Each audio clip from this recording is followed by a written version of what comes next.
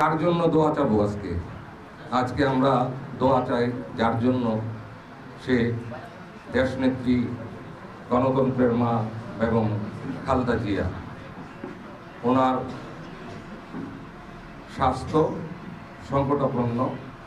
উনি বাংলাদেশের একটা ইতিহাস, এবং যেটা জাকির ভাই বলেছেন, উনি আর এখন শুধু জাতীয়তাবাদী দল অথবা জাতীয়তাবাদী দল এবং বিএনপি সম্পদ না, উনি আসলে গণমানুষের সম্পদ, বাংলাদেশের সম্পদ।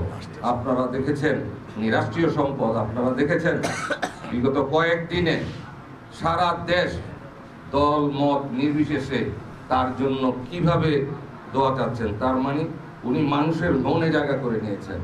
উনি সারা জীবন এই দেশি মানুষের জন্য, বাংলাদেশিদের জন্য, আমাদের জন্য উনি অনেক ত্যাগ স্বীকার করেছেন। উনি স্বামী হারিয়েছেন, উনি সন্তান হারিয়েছেন, উনি ওনার ভাই হারিয়েছেন, উনি ভারপ্রাপ্ত চেয়ারম্যান জনাব তারেক রহমানের স্নেহ থেকে উনি বঞ্চিত হয়েছেন, ওনার স্নেহ থেকে বঞ্চিত হয়েছেন জনাব তারেক রহমান।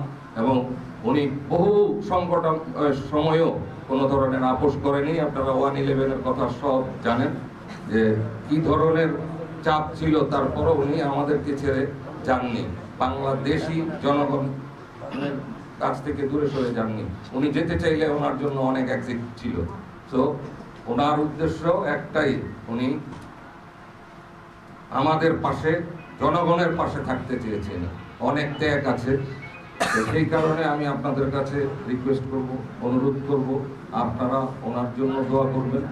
উনি যাতে দ্রুত সুস্থ হয়ে আমাদের পাশে ফিরে আসতে পারেন, সেই অনুরোধ আমার থাকবে। এবং পাশাপাশি ভারপ্রাপ্ত চেয়ারম্যান জনাব তারেক রহমানের জন্য দোয়া করবেন। উনি উদ্গ্রীব হয়ে আছেন।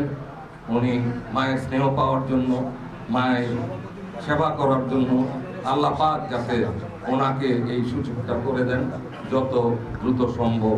আমরা আশা করি আমাদের নেতা আমাদের কাছে আসবেন, আমাদের পাশে আসবেন, এই বলে। এবং আবারও আমি সবাইকে